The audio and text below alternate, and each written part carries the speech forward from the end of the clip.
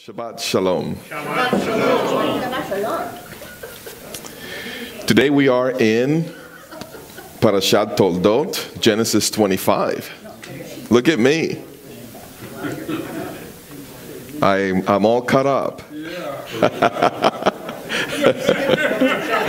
We skipped some things, but nothing.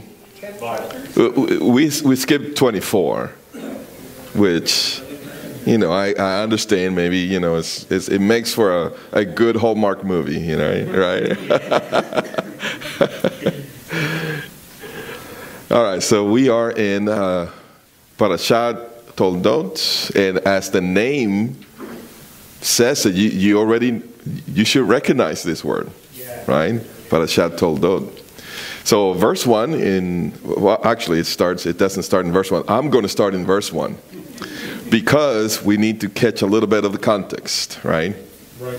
And then we'll get down to the actual beginning of the portion. So, all right, so Sarah, we know Sarah passed away. Abraham remarries, and we see here in 25:2 it says, his wife Keturah, she bore to him Simrah and Yokshan and Medan and Midian.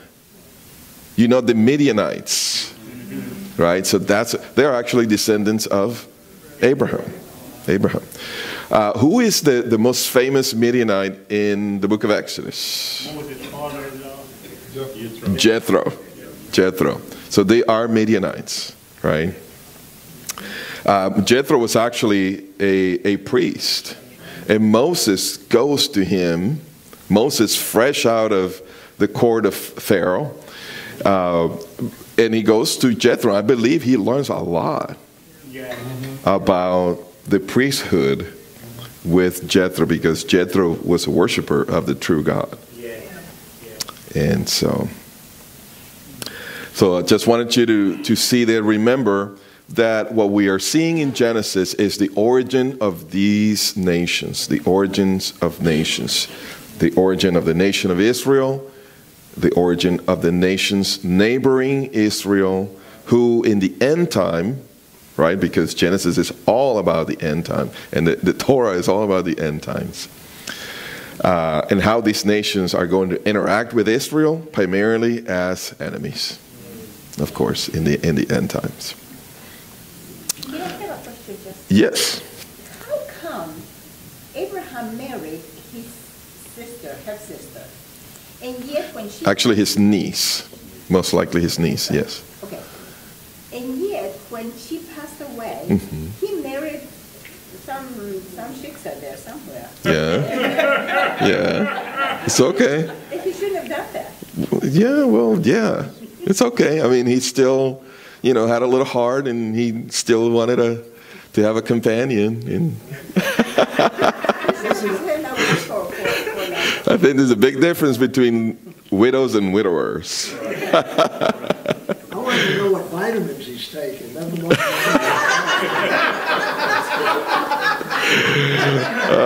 right. I think we can edit this part. And some commentators say that Keturah was actually Hagar. Well, yeah, but I didn't say it's true. yeah. All right. Verse 6, it says, Abraham gave gifts while he was still alive to his sons.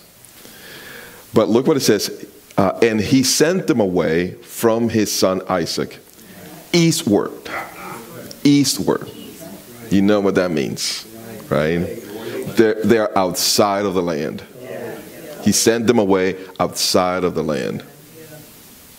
Very important. Every one of these nations that we see rising up, they are not in possession of the land. The only ones that have possession of the land are the Canaanites. And they're just awaiting the right time for the Lord to also expel them. They already are cursed. Remember, all these Toldot are going to end.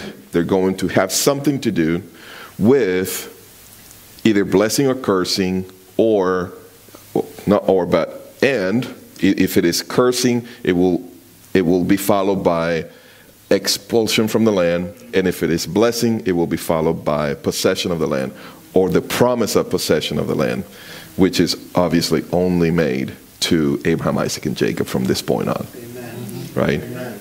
Yes. Okay, I'm confused, and maybe we can pick this up, because it says the sons of his concubines, plural, but we only know of one. Well, it's calling Keturah also a concubine. Oh, That's what it's doing. Yeah. So,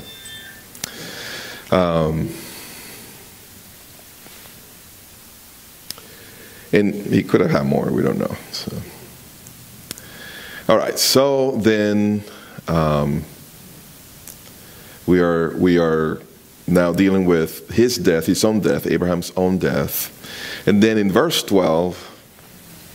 Then begins our new, actually a new Toldot before the one from our portion today, right? So this is another Toldot. Remember, there are 10 Toldot, 10 sections of Genesis that begin with this is what became of, and then the extra section, which is actually Genesis 1.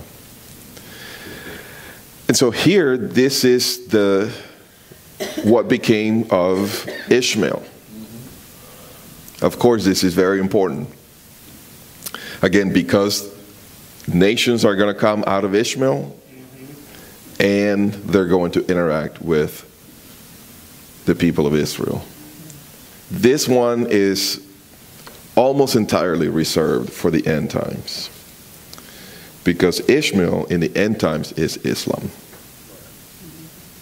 Huge player, not only as neighbors of Israel, but even inside of the land of Israel.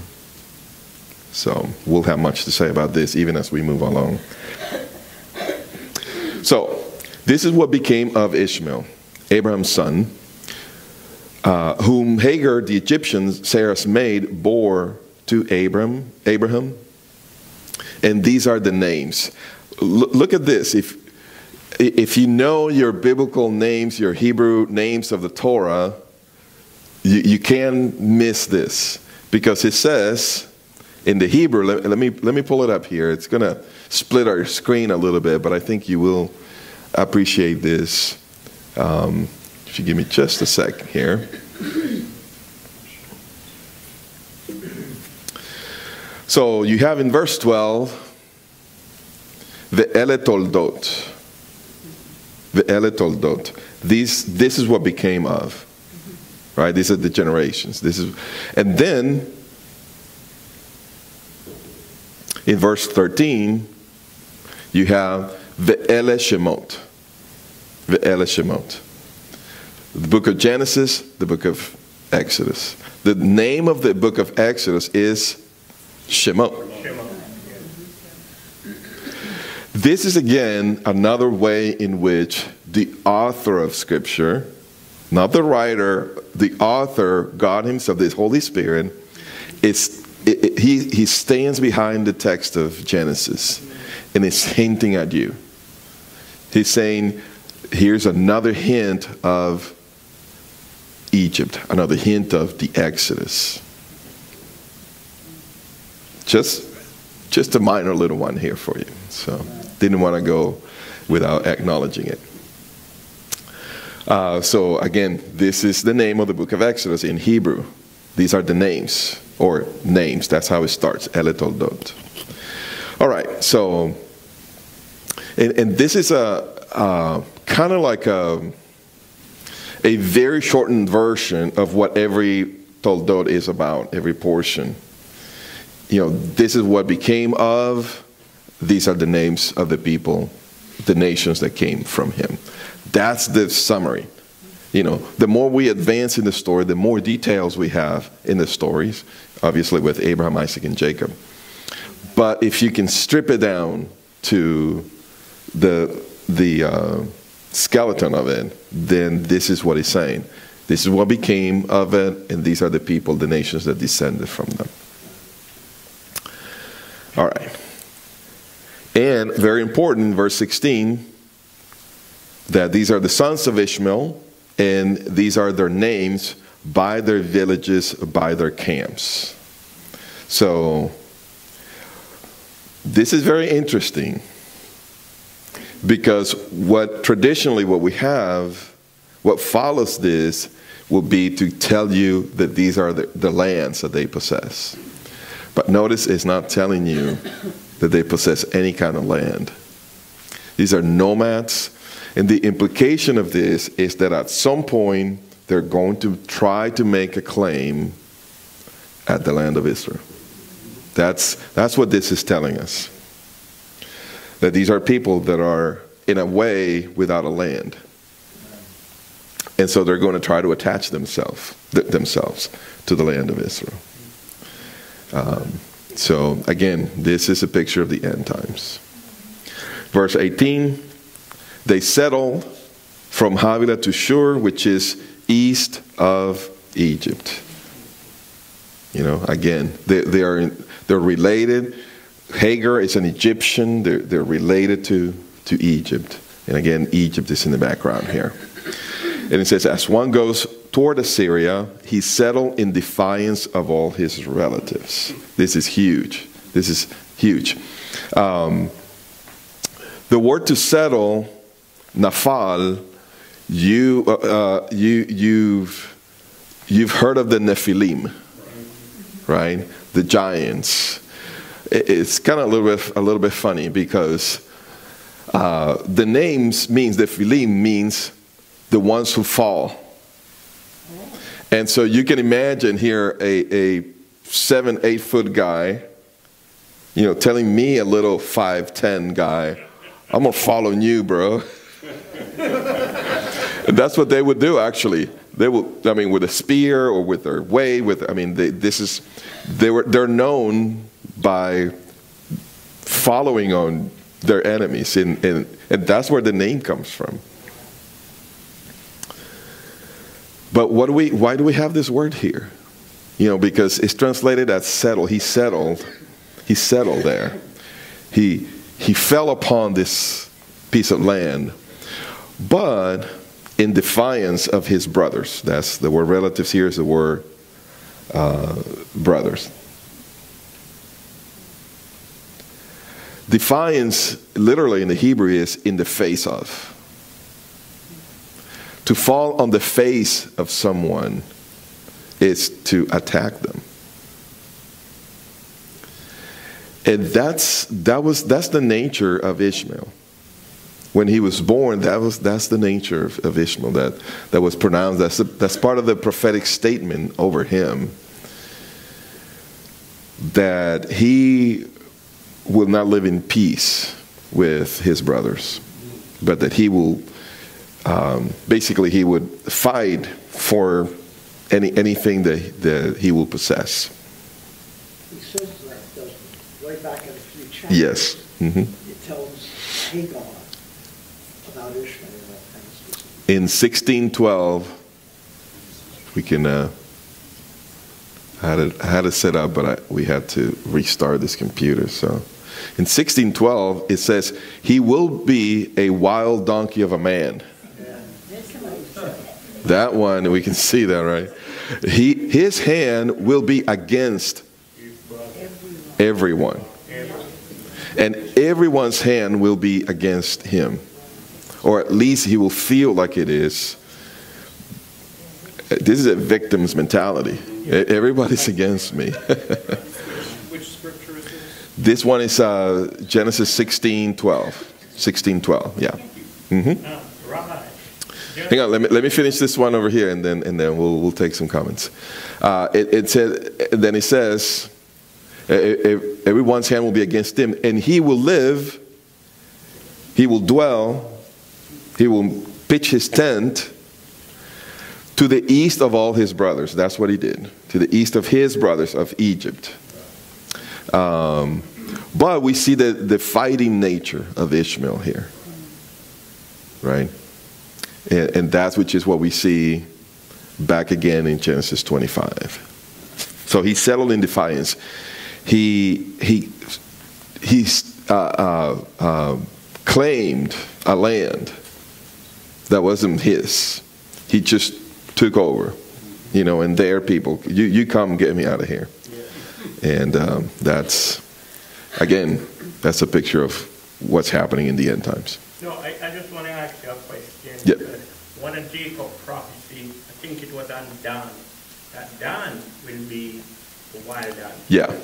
No, so I was just asking you, I know it's way down. Does that have any correlation with? If there is any correlation, it would be in the image itself, but not in the nature of the two peoples. Yeah. Yeah, because what's different about the sons of Jacob is that all of the sons of Jacob received the blessing, as opposed to the sons of Abraham. Only one out of all the sons of Abraham receives the blessing, and same with Isaac. He has two, but only one receives it. So with Jacob, it's for all of his sons, obviously, as we know. All right, so that brings us then to the actual beginning of our portion today, which is in verse 19. So this is what became of Isaac. This is what became of Isaac. And he's going to go into a lot of details about Isaac himself, so that we understand the nature of the two nations that are coming out of Isaac. So it's time, in the Torah, it's time to go into detail to reveal to us the nature of Israel, the conditions in which Israel was birthed as a nation, so we understand the nature. The principle is, as it goes with the head, so it goes with the rest. The head is the same as the beginning. So the beginning of a thing in the Torah reveals a lot of its nature and its course. Eventually, meaning the end times. You know, what is going to happen. So, all right, so this is what became of Isaac. So Abram became the father of Isaac, and Isaac was 40 years old. The numbers are important. Not necessarily, or not only in terms of numerology and whatnot, but even in terms of the age of the times that they are having to wait for a son, and then the times. And I'll make this connection for us as we go along. So Isaac was 40 years old when he took Rebekah, the daughter of Bethuel, the Aramean of Padan Aram, the sister of Laban. Uh-oh, this is going to be trouble. This is going to be trouble. We already saw Laban a little bit in chapter 24. Laban actually took over the negotiations regarding Rebekah. I don't know if you noticed that when you read it, he becomes very impressed with all the jewelry that Abraham's servant brings. And he's like, uh-oh, there's something for me in here.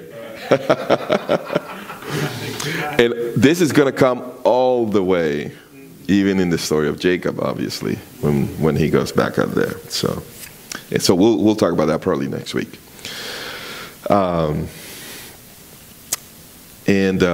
So 21, Isaac prayed to the Lord on behalf of his wife because she was barren. So we know the story. And the Lord answered him, and Rebekah, his wife, conceived. But the children struggled within her. Obviously, this is, again, from the womb, revealing the nature of the relationship. So this is the closest. This is the nation that is going to be the closest to Israel. And we see the nature here. But we have to also see that all of this originates in Genesis 3. Yep. That's the real root of all this. Of all this enmity. Remember that word? I will put enmity, speaking to the serpent. I'm going to put enmity between your seed and the woman's seed. And we saw it immediately with Cain and Abel. Cain, not physically, but spiritually, Cain was the seed of the serpent. And Abel was the seed of the woman. Again, not physically, but spiritually. And we see it here loud and clear. We see it with Abraham, Isaac, and Ishmael. One is the seed of the serpent. Came out of a lie that Abraham and Sarah believed. And here, even before, these two are perfectly okay sons of Isaac and Rebekah. And yet, one is going to come the son of the serpent, the seed of the serpent, right? This is revealing the nature of it. And there's a struggle between them right from the get-go. Now, I want you to notice this because this is going to be an important theme all throughout this story. That she said, Rebekah said, if it is so, why then am I this way? It's kind of hard to translate this into English. But here's the thing, and we'll see it again. This is a death wish. Rebekah is saying, I don't want to live. If this is how it's going to be, I don't want to live. Now, if you think, really? Is that what is in the text? Well, okay. Let's just wait a little bit and you'll see how this comes over and over and over and over again. On Rebekah, on Isaac, and Esau. You'll see it. All right.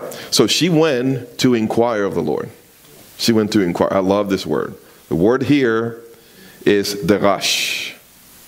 You know this. Yeshua said, you search the scriptures, right? That's a Jewish thing. You see, Jews don't study the Bible, they search the Bible.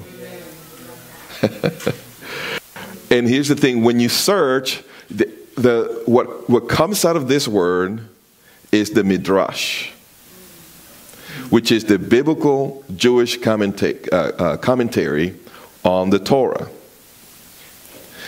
which is how to prophetically connect this with that. Frankly, that's exactly what I'm doing.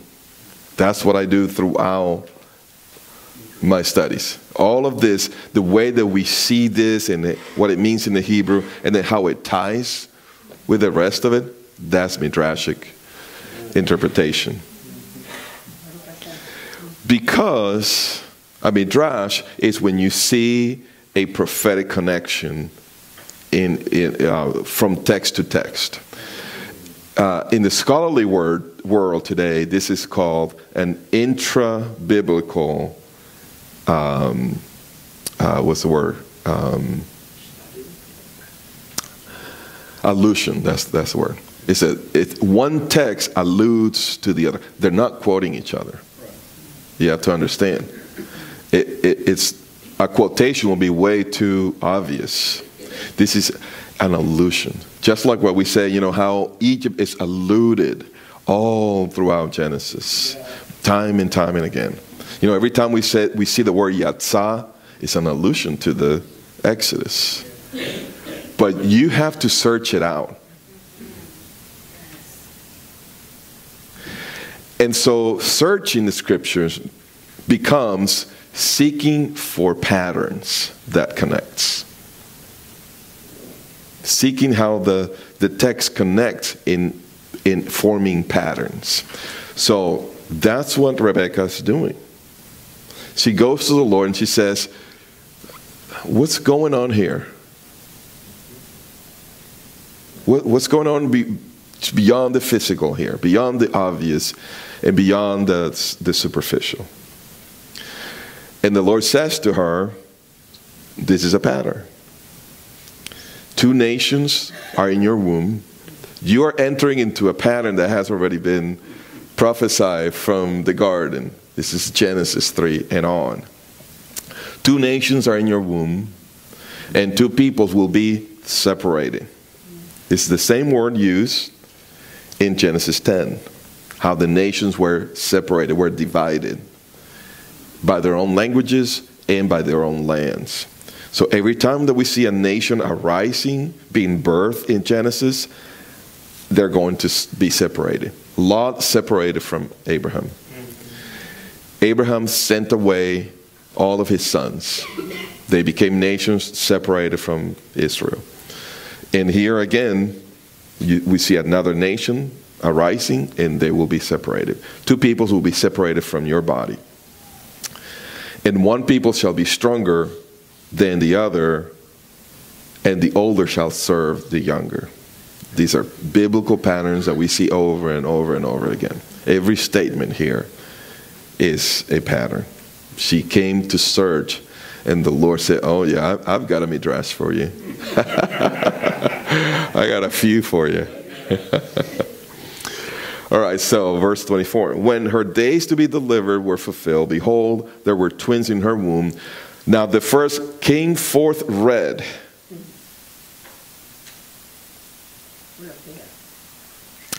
The word for first is Rishon. He's going to be the firstborn.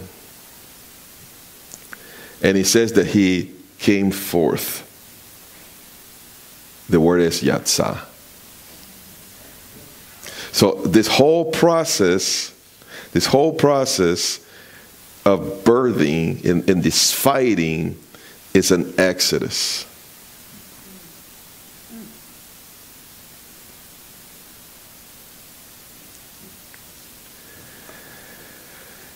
He says that he came forth red, all over like a hairy garment, and they named him Esau.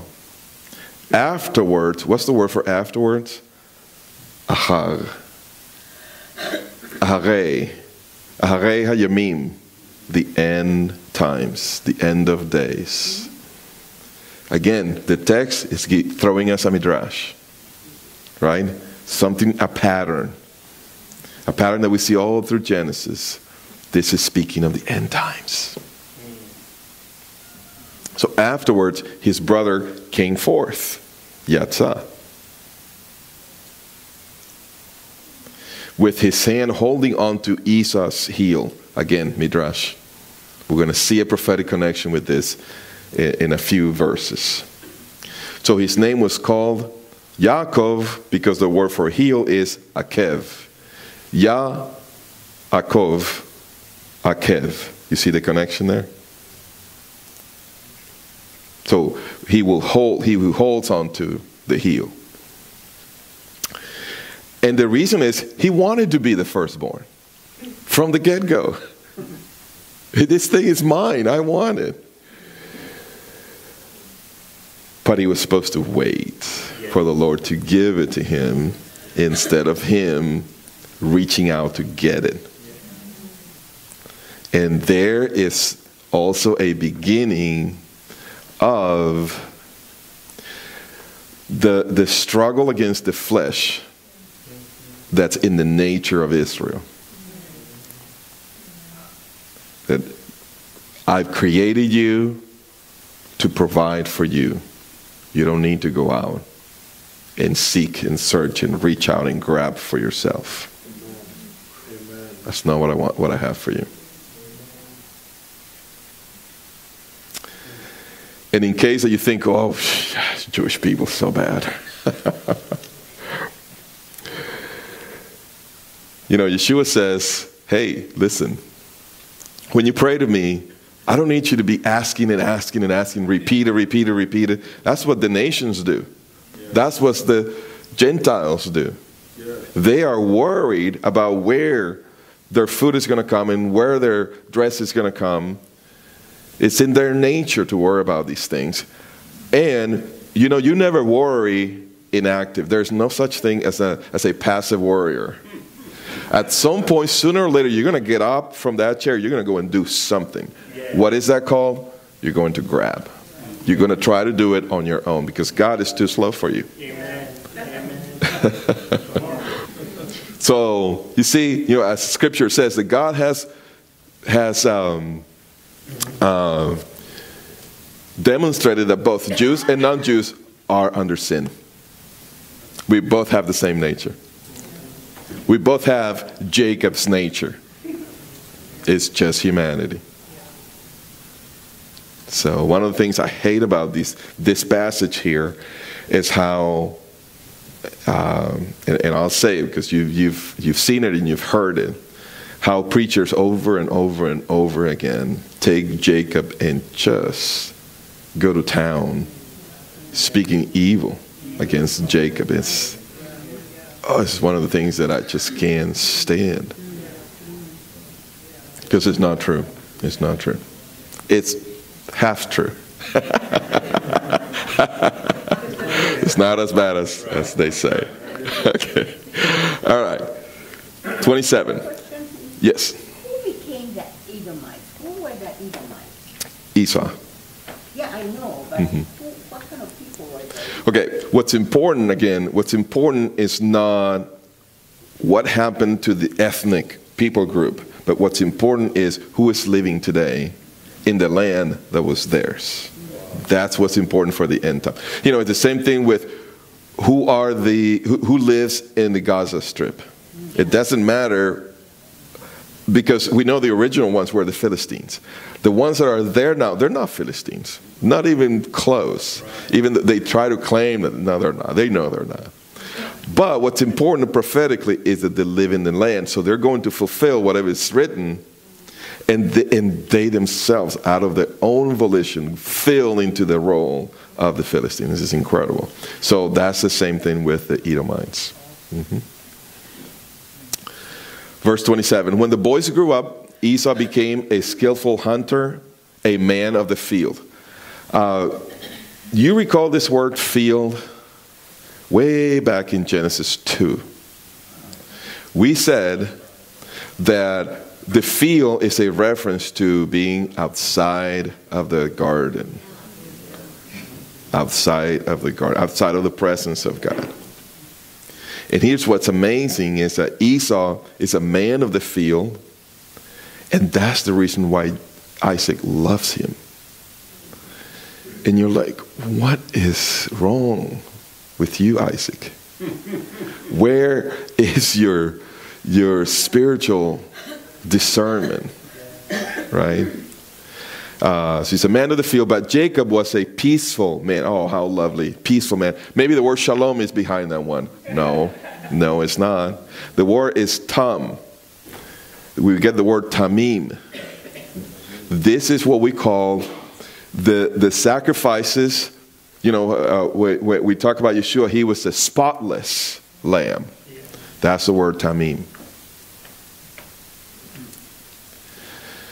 And that's what it's saying about Jacob. He lacked nothing. Not perfection. Perfection is not a Hebraic thought. Completeness is a Hebraic thought. And that's how the text really is describing Jacob. I wish the preachers who preach about this would see Jacob as a man who lacked nothing. Not perfect. Living in tents. Living in tents. This is a reference eventually to Jacob's love, really, for the presence of God. For the presence of God. You know, there's all kinds of midrashim about this, obviously in the Jewish world. But the word for tent here is ohel. The ohel moed is the tent of meeting that we are going to see Moses dwelling in it over and over again. So this is a reference about Jacob, how he loved to seek the presence of God. 28. Now Isaac loved Esau. It gives the reason. Because he had a taste for game. Because Esau had a taste for game. That's a worldly reason to love your kid. Just plain. It's a worldly reason. But, look, Rebekah loved Jacob, and it doesn't tell us why. The text is going to imply for you. It's like, you can read. What does it say about Jacob? He's seeking the presence of God. That's why she loves him. Right? 29. When Jacob had cooked stew, Esau came in from the field, and he was famished. And Esau said to Jacob, please let me have a swallow of that red stuff. All kinds of places, and we're all kinds of connections here. For I am famished. I'm ready to die. We'll go back to that word famished. Therefore, his name was called Edom. That's where the Edomites come from, Esau. But Jacob said, the words in English is yom. In Hebrew is, I'm sorry, I'm giving it to you. The word in English is first, but the word in Hebrew is yom, meaning today, sell me your birthright. Today. This is a Jewish salesman. We're going to close the deal right now.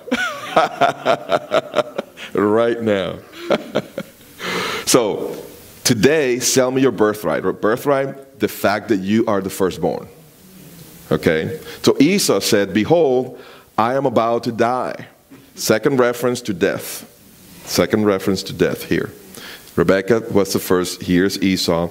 These are generational iniquities. This is what's passed down from one generation to the other. The word about to die is, I'm walking toward death. That's what he's saying. That's literally in the Hebrew. Halach is in the phrase here. I'm walking toward death. Says who? Satan. Speaking lies. Right? So, of what use then is this birthright to me? He despised, says the book of Hebrews. He despised the birthright. And Jacob said, again, today, swear to me. Sign it. Sign it. You see, when you swear, you're obligated. You signed the contract. That's the equivalent. So he swore to him and sold his birthright to Jacob. Then Jacob gave Esau bread and lentil stew, and he ate and drank and rose and went on his way like nothing happened. He despised it. Thus Esau despised his birthright. Now there was a famine. We're going to switch gears a little bit, chapter 26. Going back to Isaac. We're going to skip some of this, running out of time. There was a famine in the land. Again, this is a pattern. Happened with Abraham. We see it again. And he went to dwell with the Philistines because the Lord told him, don't go down to Egypt. Okay.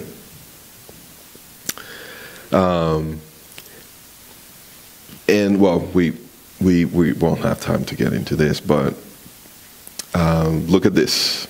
Isaac lived in Gerar. When the men of the place asked about his wife, he said, she is my sister, for he was afraid to say my wife, thinking the men of the place are going to kill me. Death. Again. Yeah, generational iniquity coming even from Abraham. Right? And how come Rebekah has it? Well, remember, Abraham and Rebekah's grandfather have the same dad.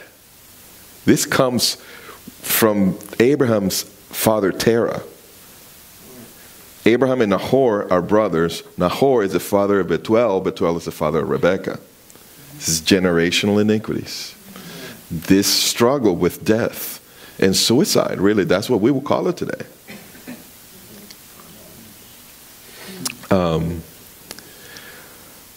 Okay, we're going to skip. Trying to get to, you have to choose. Okay, so Abimelech said to him, go away from us. Separation. This is the nation of the Philistines. So then we have about the issue with the wells. Let's see. I think we're going to jump over to 27 directly, maybe, to go back to Isaac and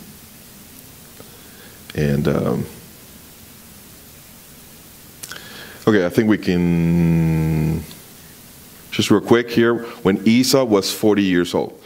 Here's the issue with the numbers. Isaac was 40 when he married Rebekah. The boys were born when he was 60. So 20 years they struggled with infertility. Now it says that Esau is 40. So how old is Isaac?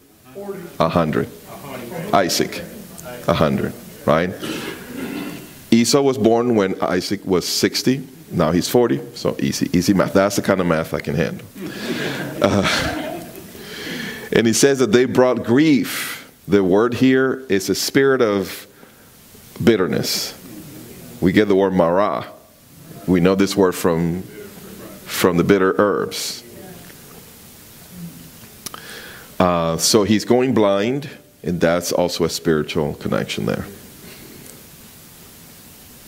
Again, Isaac said, "Behold, now I am old, and I do not know the day of my death." I'm about to die. His death again. You remember when, Jacob is going to go to Padan Aram. He's going to be there for 20 years. And when they're on their way, that's when Isaac dies. So Isaac has 20 more years to live. And he's living like he's about to die next week. Yeah. That's not natural. That's not right. Yeah. Again, he said to him, that I may bless you before I die. So Rebekah was listening. What's the word here? Shema. Rebekah was listening while Isaac spoke to his son Esau. So when Esau went to the field, right, she's going to come and she's going to talk to Jacob and say, "Hey, listen, I overheard the conversation. Why don't you go in, because your father's going to bless the wrong son." So she says, "Now therefore, my son, listen to me." What's the Hebrew there? Shema. Listen to my voice. She's taking the place of God in Jacob's life. Listen to me as I command you. This is not going to be good. Not going to end well. There's the issue of death again. "Perhaps my father will feel me, then I will be as a deceiver in his sight, and I will bring upon myself a curse, not a blessing," is what Jacob said. But she said, his mother said to him, "Your curse be on me." You'd never want to say that. You don't want to speak these things over you. You don't ever say this. "But look, obey my voice." The word obey, Shema. If you don't listen to God, somebody's going to be cursed. So, he put on the garments of Esau, and when Isaac is going to bless him, Isaac said, "I smell the smell of Esau," and he's going to bless him based on that. I'm sorry that we're rushing so much here, but it says, Jacob said to his father, "I am Esau, your firstborn." Now the first statement is a lie. I am Esau. No, you're not. Is the second statement a lie? Didn't he purchase? Wasn't it given to him? He is the firstborn. He is. He is.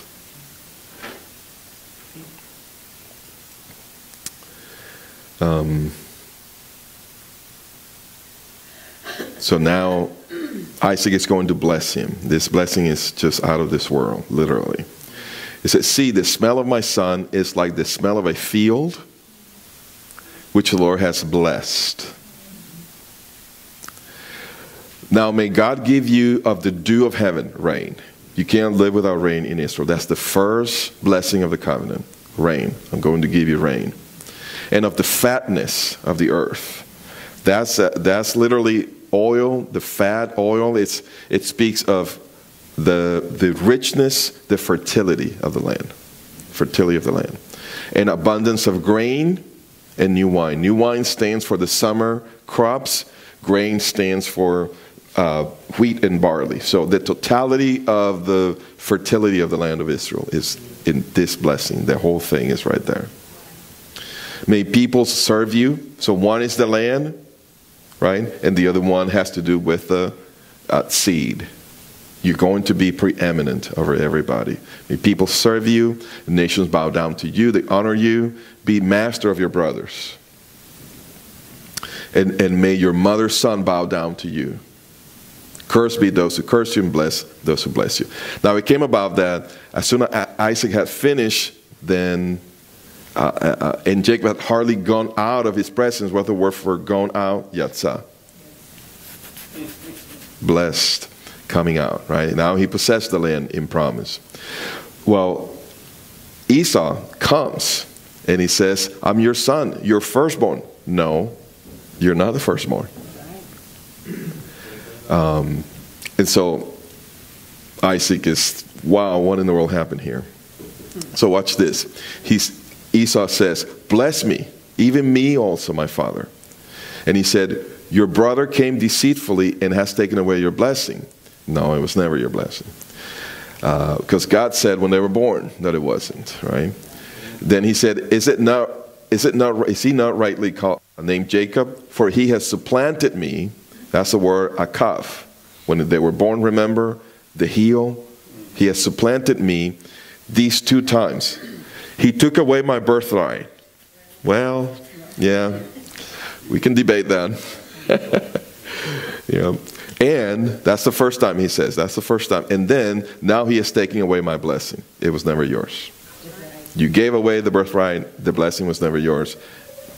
You had nothing here. And he said, have you not reserved a blessing for me? Watch this question. What's the answer to that question? Have you not reserved a blessing for me? Crickets. That's the answer to that question. It's one of the worst questions that you see in Scripture. Wow, silent. But Isaac replied to Esau, behold, I have made him your master, and all his relatives I have given to him as servants, and with grain and new wine I have sustained him.